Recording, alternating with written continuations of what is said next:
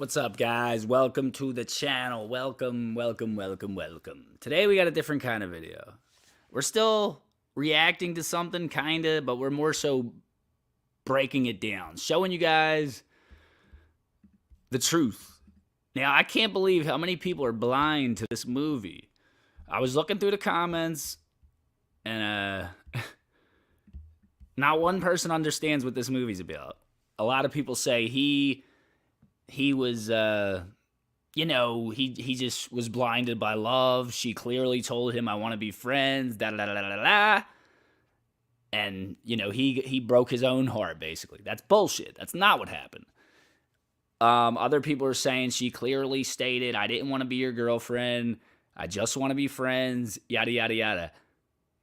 She was up and honest with him. That's bullshit. I can't believe... I'm sure if I really looked in all the comments, I would find out what happened. Or I would see that maybe someone sees the truth. But only so far, from what I've noticed, I'm the only one who's seen the truth about this fucking movie. And it blows my mind. And what made me see the truth about this movie is because yesterday I found out who my dad was. I found out a lot of shit about myself. Childhood shit, yada, yada, yada. And certain relationships I've been in were this too. So I just want to show you guys. Now, a lot of people are going to think I'm crazy, think I'm reading it wrong, da da da da. No. First, let me give you a summary of what the movie's about. A guy sees a girl, he gets a crush on her, and she tells him, I just want to be friends, I don't believe in love, only friends. Throughout the movie, she keeps doing things to him, being sweet, having sex with him, spending the day with him, going to the movies, going to IKEA, playing house, yada, everything that couples do. But at the same time, she's been saying little things to abuse him, but in a weird way, a secretive way, a way where it feels like a compliment, but like a slight at the same time, or not even if it's supposed to be a compliment. She'll say something like, did she just really say that? But he brushes it off because she says it in a way where it kind of you're kind of confused. All right, so let's see. I never seen this video, but I want to show you guys exactly what the fuck I mean by this vision I have, the knowledge I've learned. Just going through things and learning things. It's quite amazing. Quite amazing.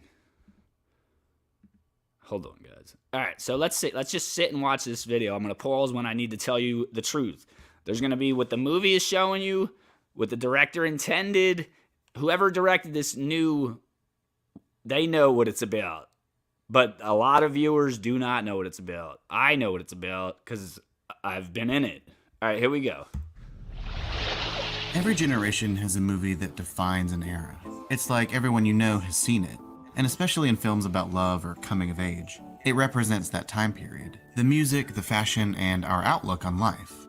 Coincidentally, it's the 10th anniversary of 500 Days of Summer. A not quite... Now, this video might get blocked, but I hope it don't, because I'm giving my interpretation. The right interpretation. The only interpretation, really. Romantic dramedy about Tom and Summer.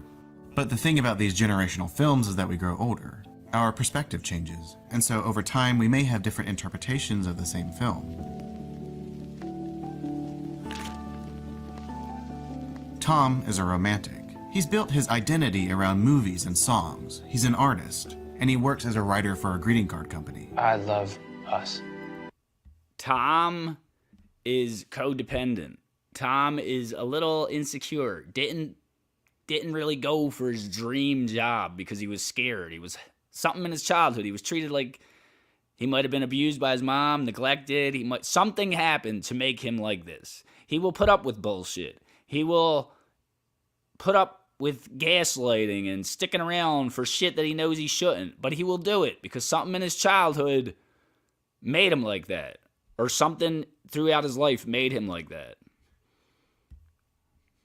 That's the truth about Tom. And he works as a writer for a greeting card. He's a good dude. Company. I love us. He meets Summer and falls in love with her, but there's a catch. I'm not really looking for anything serious. And what she's doing there, the way she's making that face, sucking her lip and shit, she's saying one thing, but she's sending kind of a different signal with her facial expressions. The way she's using her eyes, the way she does that shit with her lips. She's kind of like doing something right there. Is that okay? Yeah. So the film shows us And this actor, this girl who plays this fucking character, either she is this in real life or she really studied it. their relationship, how it starts and how it eventually falls apart. I think we should stop seeing each other.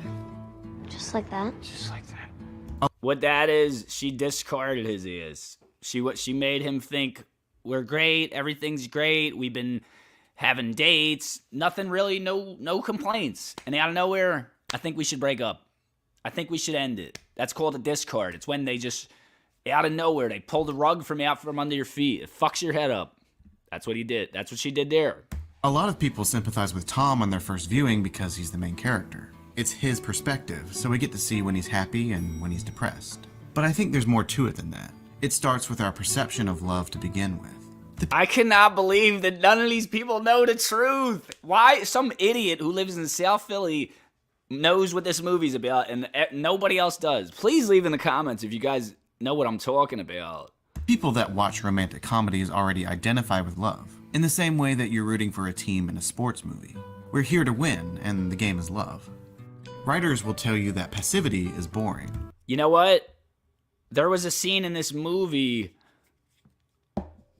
where there's she takes him to her apartment. She never takes no one to her apartment, never. But she let him in. And there was a narration that said, Summer takes, whatever his name is, I forget his name. Summer takes blah, blah, blah back to her apartment. A place she never takes no one. And the way that voice said it like that, either one of two things. She does take people there, or she only let him there to let him think he's special. But he ain't. He's not special. They don't show her perspective. You don't want to see her perspective. Her perspective is her talking to other guys, going on dates with other guys. That's not really shown in this movie. They should make a part 2 where it shows the truth. And that's why great screenplays have characters with strong motivations. Our empathy for fictional characters has more to do with how much they want something, I want to get it back.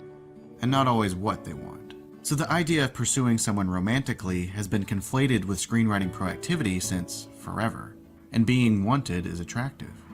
Do you like me? The film is also This is after they broke up and shit. They stopped talking. She said that one little thing. She got him back. And he's been dying over. He's been dying to get her back. She got him back. Guess what? She tells him I still want to be friends. She's fucking with his head, bro. She's forming a trauma bond. stylistic. I'm so There's the good. obvious stuff, like a dance routine after they first have sex. But the fashion, the music, and the cinematic devices support Tom's pop culture idea of love. For instance, Summer always wears blue to match Zooey Deschanel's eyes. And it's no secret that 500 Days of Summer is a hipster movie, meaning it fetishizes media outside of the mainstream. Tom and Summer wear classy vintage clothes. The soundtrack features older songs by Simon & Garfunkel and the Smiths. Summer emulates the type of shit Tom likes. She likes certain bands because Tom likes certain bands. She has studied Tom to find out what he likes. You know, she does things. Oh, you're listening to this band? I love that band. She's doing shit like that because she's trying to get Tom to fall so in love with her that it's easier to control him. It's easier to make him love her and bow to her and kiss her fucking ass. That's what she's doing right there. Hold on. That's what she's doing right there. When you know, guys. When you know, you know. While introducing modern underground music by Feist and Regina Spektor. Tom dreams in parodies of Ingmar Bergman. And at different points, the film uses a square aspect ratio with rounded corners, even during split screens, which evokes older films and album covers. You may disagree with Tom's romantic viewpoint, but the film is an indie pop song love fetish in itself, and that's why we like it. I don't think the filmmakers realized how much of a backlash That look she gives, that's a look they give. When you might be out in public and they'll give someone that look and cause you to fight with the fucking person. You don't even notice they're giving them that look. You're like, what? It's a look. It's the devil's stare, bro. but it's intriguing, it's inducing. You're flirting with them with your eyes, basically. I don't think the Sucking them filmmakers in. realized how much of a backlash that Summer's character was going to get. I'm just so surprised when women will be like, I hated your character in that movie. And I'm like, really? Because everything Does she not know either? Does she not know what this movie's about? This director, I gotta look him up because he's sending a signal. Either he's one or he's been with one or whatever. What I'm gonna say the word. It's a narcissist. It's a fucking narcissist. That's what Summer is. And this guy is an empath. about it screams Tom has the right Tom. idea, just not about Summer. Tom was right. No. Yeah, I did.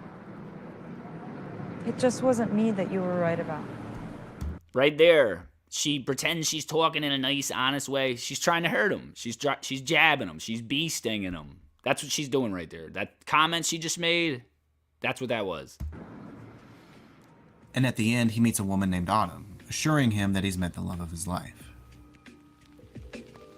A year ago, I made a video about Don John, which I think was Joseph Gordon-Levitt's way of exaggerating some of the ambiguous parts of 500 Days of Summer. Both films subvert the romantic comedy formula by using a dashing lead with misguided ideas about love that he has to unlearn in some way. But there are a few differences that make Don John's message I gotta watch Don John now. There might be some shit in that, too, that I couldn't see before. I don't really remember. a little clearer. First, John's expectations for love are all external. He's pressured by his parents, his friends, his girlfriend, and society to be someone he isn't. We're not here to talk about Don John. this anymore. Hurt? Recordings just got Hold better. on, guys. Hey, it's Dana from StreamYard. I'm so excited to announce. Talk too Who much. needs it? Now, at first, a cynical is Summer is a cynic. Let me break it down for you. Break it down. Okay. I like being on my own. Relationships are messy and people's feelings get hurt. Who needs it? Now, at first, a cynical attitude can sound pessimistic, This is probably what trips people up, because she was honest with him from the beginning. Da-da-da-da-da. No, she wasn't. She was already setting shit up. She was planting seeds. So she could always say, oh, I told you I only ever wanted to be friends. Bullshit. She wanted him to get close to her so she could slay him. This movie, it shows some of the shit, but it doesn't show enough to let you know what she actually is. She's a fucking narcissist to the 10th degree. and maybe even unhappy. If you saw what she was doing off camera, you guys would be like, what? What? Especially coming off the heels of someone so bright and optimistic. But look at how miserable Tom is throughout the movie. Summer wants to be happier by having realistic expectations about her relationships. You're happy? You're not? All we do is argue. That is bullshit. After a couple of heart She's the reason they argue. She's the reason they're not happy. They like taking you on real low states and then lifting you up and then dropping you and lifting you up. It's an up and down. It rewires your brain. It gets you addicted to that shit. That's not normal. And they make you think it's you. They flip the story. They make you think it's you. It's not you. Do not question your reality.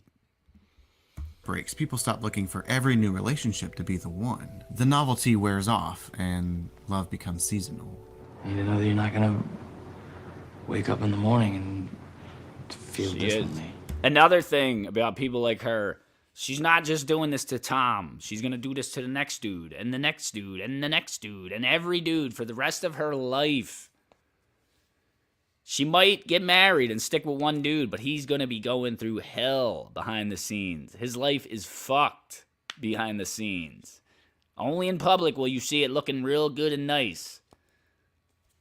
Just saying. He's not going to be himself no more. Unless he ever realizes what's going on.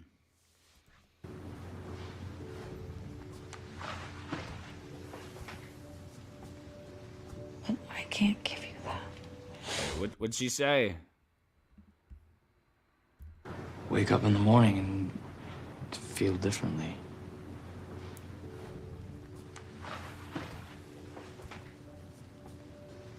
But I can't give you that. Nobody can.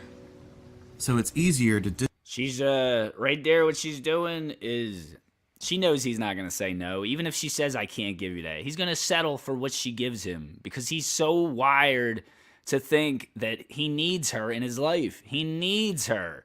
He's dependent on her. He's fucking drugged up, dependent on her. She's got him under a spell. The way she leaned in, got close, kind of like sweet close, but said, I can't give you that to you. That's something, everything is, every little thing. I sound so fucking crazy, I know. But the truth is, I'm right. Distance yourself from partners because that feeling may go away. And nobody wants to be trapped. I'm just tired. Okay. Summer still likes music and pop culture, though. It's what they bond over. You have good taste in music. Like this, Smith? Yeah. No, she don't. She probably don't even like that music. She just pretends to like that music because she knows he likes that music and it's going to make him like her more. I've already said that, but that's what that is. She does not like his fucking music. She might like a couple songs. Her next boyfriend, she's going to mention some songs that this guy likes and pretend, oh, that Tom got me into that. I love that band. Tom liked that band. Just to hurt her new victim. You'll see, guys. I'm not crazy. If Tom was listening to William Shatner's Tambourine Man, would she still like him? You like the Shack? I don't know. She'd probably like him more. Come on, I love Ringo Starr. Nobody loves Ringo Starr. That's what I love about him. It's just that Summer doesn't see music as a sign of a soulmate. Just because some cute girl likes the same bizarro crap you do, that doesn't make her your soulmate, Tom. Just like I can't believe how wrong this narrator guy is. It has nothing to do with that. Like she don't even like Tom. She gets something out of it. Emotional support, something he's feeding her soul with. It doesn't always have to be money. She needs him. Or she needs, if it ain't him, it's another guy. She needs someone. It's impossible for her to be on her own. She has no true identity for herself. she works at the same company as Tom, but she doesn't write the greeting cards. She's an assistant. To her, it's a job. You may notice the hearts everywhere you shop closer to Valentine's Day. Love is a commodity. Companies sell products with love, and in turn, love starts to depend on products. She's the light that guides me home. Yes, that is from one of our cards. No, someone else wrote it. Doesn't make it less true. I think people sympathize with Summer when they've had enough. And a lot of that starts by realizing all of Tom's mistakes. He doesn't listen when Summer tells him up front that she doesn't want a serious relationship. She doesn't want a serious relationship, but she's kissing him, hugging him, looking at him directly in the eyes, holding his hand, having sex with him in the bathroom, making him feel like a king. She's tripping his brain. I cannot believe nobody sees this. It's crazy. Is it that people who, the videos I watched, who I studied off of, if they seen 500 Days of Summer, they would see it. But to your regular person, your unknowing person, your oblivious person, you're not going to see it. I wouldn't have seen it either before. Summer is completely honest And upfront the entire from the beginning. movie. That's right. The director even has these people fucking oblivious. He didn't tell them what this movie's truly about. The director has to have this condition too. Undeniably. Or he'd been through it and he wanted to make a movie about it. He doesn't listen to his friends when they try to give him realistic advice. I think it's kind of like how they say there's plenty of other fish in the sea. No.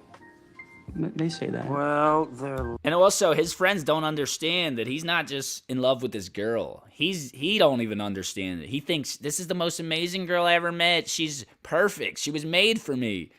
No, she wasn't, bro. She only emulated what she knows you like. She did everything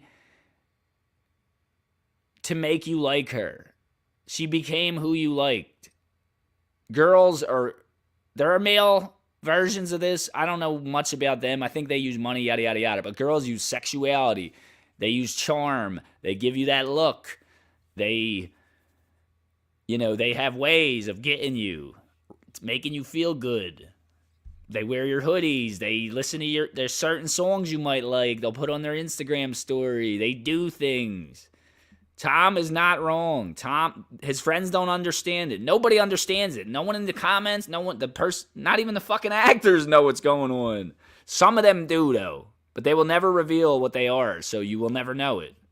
And you're the one who's going to look crazy, but you're the one who could see. Advice. I think it's kind of like how they say there's plenty of other fish in the sea. No. They say that. Well, they're lying.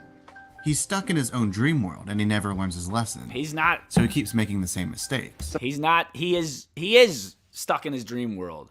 He's codependent. A normal guy, a guy who's not codependent, wouldn't fall for this shit. Wouldn't stick around. Wouldn't take the pain. Wouldn't take the bait. So Tom does have a problem. He needs to look deep in himself. Look at his childhood, whatever suppressed memories he has, and unpack them. That's what I did yesterday. That's why I could see so clear now. But that's what Tom needs to do. Tom is not wrong for loving this girl. It's not his fault he's been tricked and poisoned. It's not his fault. Amanda Heller all over. Now, just watching the clips, you're not going to understand what I mean. But if you watch the whole movie, you'll get exactly what I mean. The way they got these clips broken up, it makes her look like the right one. Again. So meeting Autumn can be seen as destiny, but it can also illustrate how deluded Tom is. And to this day, Joseph Gordon-Levitt encourages viewers to watch the film from Summer's perspective to understand what it's about. So that's it, right? Tom is stubborn and has silly ideas about love, and Summer has it all figured out. Well, not exactly. Hi, I'm Zoe Gong. As a I gotta watch the ending, traditional man. Chinese medicine chef and food therapist. I think the ending of that movie, he might have met a whole nother narcissist. We start playing the blame game. Yeah, I think that last girl, Autumn, at the end of that movie is another narcissist. Holy shit, Tom. I think she says you could be the love of my life or something. When she says that, if she says that, she's won. She's definitely won. I can't remember what she says, though. They did this and they did that. And if we're self-aware enough, we might admit our own mistakes in a relationship. But unless something goes horribly wrong, Sid stabs Nancy. most relationships end because of compatibility. By sympathizing with Tom or In the movie, she says, you know, Sid and Nancy came up. We're like Sid and Nancy. And he said Sid stabbed Nancy. And she says something to say that she's Sid. Like, saying she's going to stab him or, like, set a jab. Like, a weird thing to say to someone. Like, I'm Sid, and you're Nancy. or Summer, the first two interpretations. The corollary is that the other person is wrong. Compatibility means focusing less on the shortcomings of individuals and more on their problems together. I can't say either way that romanticism or cynicism is the only way to behave in a relationship, because it depends. Just like I can't say there's only one way to interpret The Graduate.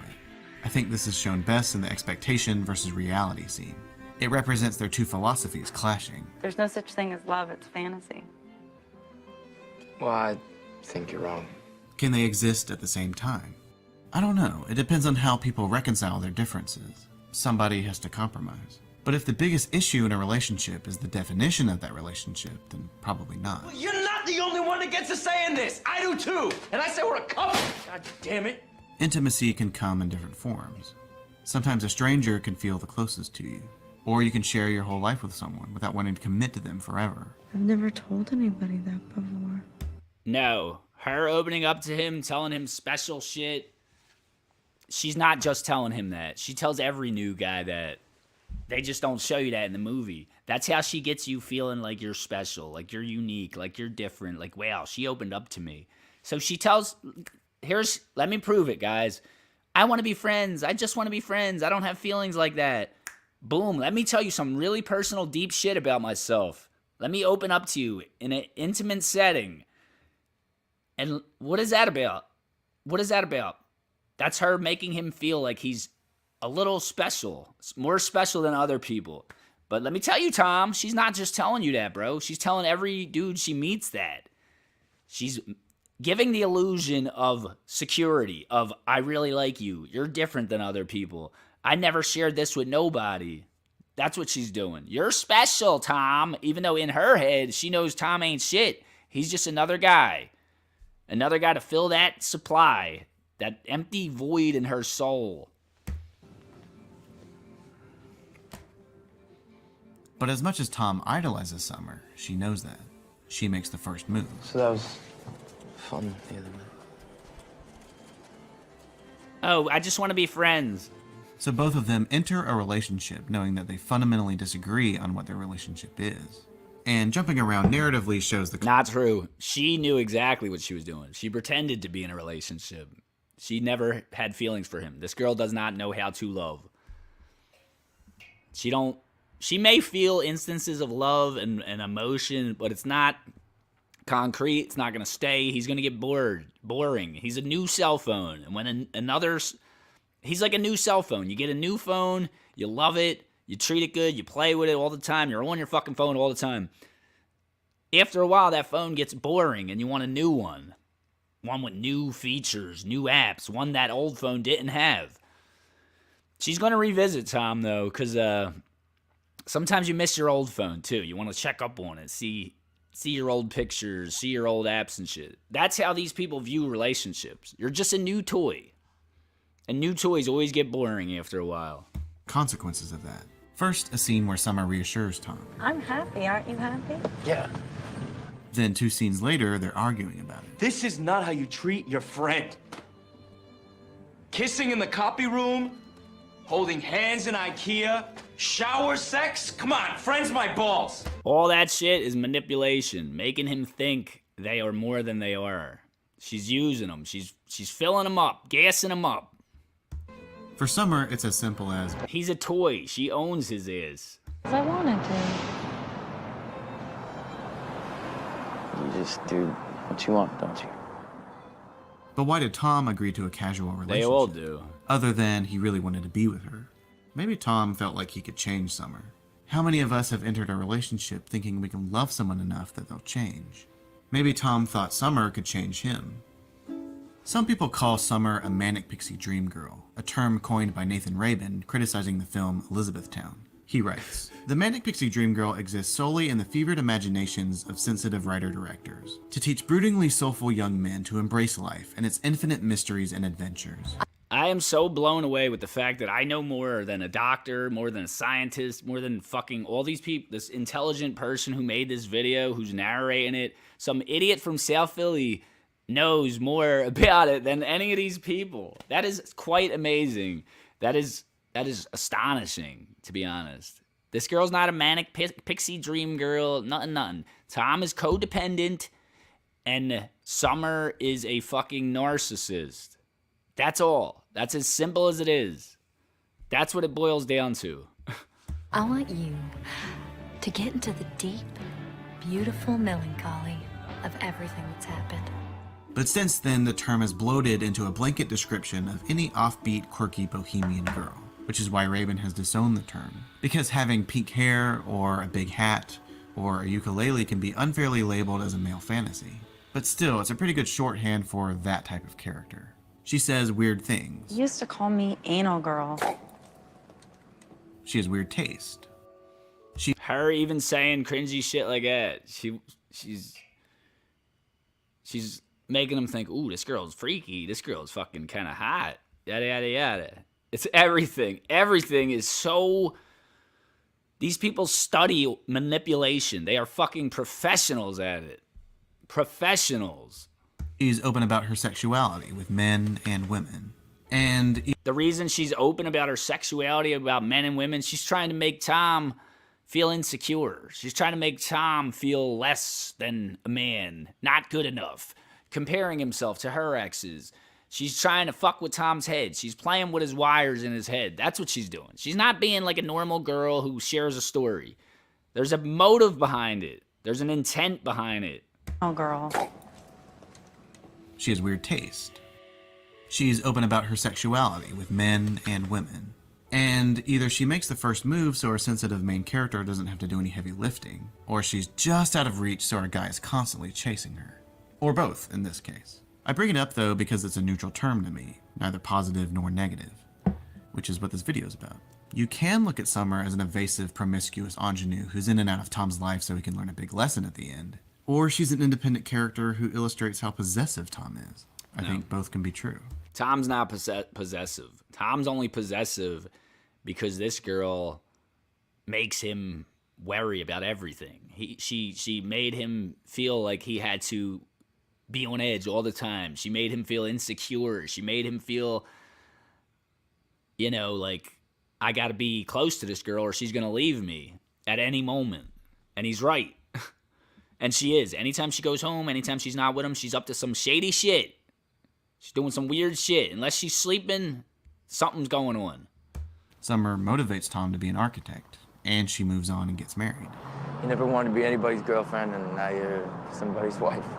She didn't motivate Tom to be an architect. She belittled Tom by throwing a jab at him, telling him, why'd you decide to make cards instead of being an architect? She was making him feel like a loser. That's what she was doing. She wasn't motivating him. It might have winded up actually helping him and making him do that, but that was not really the intent. The intent was to tear him down. It surprised me too. I don't think I'll ever understand that. Summer's marriage may seem like a 180 flip, but people change. When she does that too. She tells Tom, I'm getting married, yada, yada, yada, I'm happy, I love him. And then just before she gets up, she puts her hand on Tom's hand, gives him a certain look, that fucking look, and squeezes his hand. That was another, like, I still have feelings for you. But really, she knows, no, I don't. I'm just planting a seed. I'm trying to stay in your head. And if they make a part 2, she will be back. She'll be back trying to get back with him. Trying to get control again of him. That's life. It's just that Tom wasn't the one who made it happen, like he was hoping. Change can't be forced. Not you, Tom. You can't say all the right things, sing the right songs, or love someone enough. And maybe it hurts to realize the people we love are more compatible with somebody else. I really do hope that you're happy. Right there, he says, I really do hope that you're happy. She doesn't say nothing back. I hope you're happy too, yada, yada, yada, yada. No, she knows she's leaving and he's fucked up. He's in a slump. He's in his heart. He's all tore up. He's not a happy guy. She knows that. She knows that. She's not ever going to be happy. Right things, sing the right songs, or love someone enough. And maybe it hurts to realize the people we love are more compatible with somebody else. The compatibility shit, that's bullshit too. These people are not compatible with no one. No one. They will always find something bad about you. I don't care how much money you have, how rich you are, how successful. You can be the perfect person. And once that feeling dies out, once the love bombing phase dies out, it's going to be fucking hell for you. I'm teaching you guys. I really do hope that you're happy. Hopefully, our interpretations reflect our own growth. Not projecting our romanticism or cynicism, but finding someone who complements us. And if we can't, learning to step back and say, I guess we can just agree to disagree. Yeah. She's such a bitch, bro. Life gave me lemons. All right, now I want to just watch the ending scene so I could see if he met a new narcissist. Because I think I didn't really pay attention to the ending, but I think the director was trying to say, like, this guy went through all this. He's finally over Summer. He's not really over, though. I promise you, they don't show it in the movie, but he still thinks about her. She still pops in his head. If she came back and wanted to be with him, he would be with her because he don't know any better. But let's see. I'm going to tell you guys if this girl is a narcissist, this new girl. Yes, I can tell in 2 minutes. Are you interviewing? Sorry? Are you interviewing for the position? Oh, yeah. Why are you? Yeah. My competition. It would appear. Yeah. It's very possible already, just with her talking to him. Most girls don't approach men. Most girls don't talk to men. She was opening something up to him. So, a little awkward. Yeah. Well, I hope you, don't get the job. He's I joking hope you with don't her. get the job. This guy's Have I a seen you chump. before? He is a chump. I'll- He is such an easy target. He will fucking take any prey. This dude is fucking nuts, yo. I think so. Do you ever go to Angeles Plaza? Yes. That's like my favorite spot in the city. Okay, except for the parking lots, but Yeah, I agree. Yeah, I think I've seen you there. She's a narcissist. Yeah. I haven't seen you. You must not have been looking. She already did her homework on this motherfucker. She kind of knows who he is. Maybe she knows him from the neighborhood or something. She did her homework on him. She knows. She is a narcissist. I don't know. Maybe I'm wrong. We'll see. It's too early. If Tom had learned She anything, gave him the look. it was that you can't ascribe great cosmic significance to a simple earthly event. Dumbass fucking Coincidence. idiot. She's giving him, she's doing the look and all, the cute face, the eyes that go up like his. Dude. Oh my God. The vision. Being able to see. That's all anything ever is. Nothing more than coincidence. Tom Hansen. Yeah. Come on back. Thank you. Tom had finally learned there are no miracles. There's no such thing as fate. Tom is stupid. Nothing is meant to be. He knew. He was sure of it now. Tom was... Sorry, I just left, can I, one second. He was pretty sure. Dumbass. Hey. Took the bait. You again? Yeah, I, was just wondering if maybe after this, if, you want to get some coffee or something. I'm sorry, I'm sort of supposed to meet someone after this. Okay. Maybe not.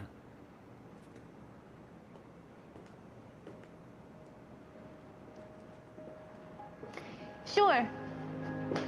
What's that? She is. She is. Why not? She is. She is, bro. She was testing. She was foreshadowing. You know, she's gonna do the same exact thing that other fucking girl did. She's gonna keep him a friend, but make him have feelings. I think. I don't know. They're not all the same, but they all have similar tactics. Okay, well then I'll just, I'll wait for you. We'll figure it out. We'll figure it out. My name's Tom. Nice to meet you. I'm Autumn. What a coincidence. Her name's fucking Autumn. Is it really Autumn? Is it Autumn because the other girl's name was Summer? She knew that other girl.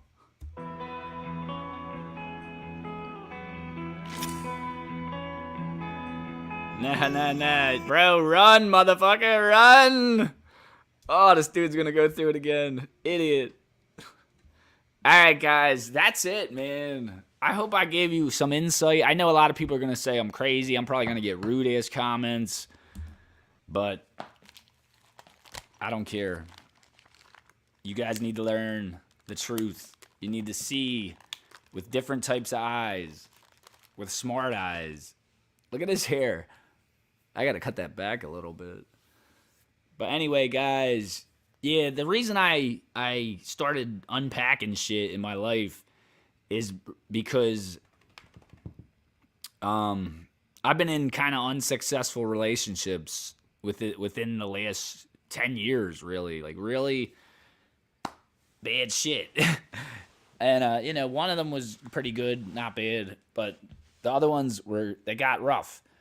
And it caused me to look at my life. You know, why am I drawn to this type of shit? Why do I like the chaos? So yesterday I was, you know, just, somehow I found out who my real dad is, you know? Somehow that happened. I know how it happened, but I don't want to talk on here about it. Basically, me and my sister took my ancestry tests a long time ago, and we just compared them, and it turns out we have the same shit in our blood. So I do know who my dad is now. After 36 years of not knowing who my dad is, I know who he is, which is crazy.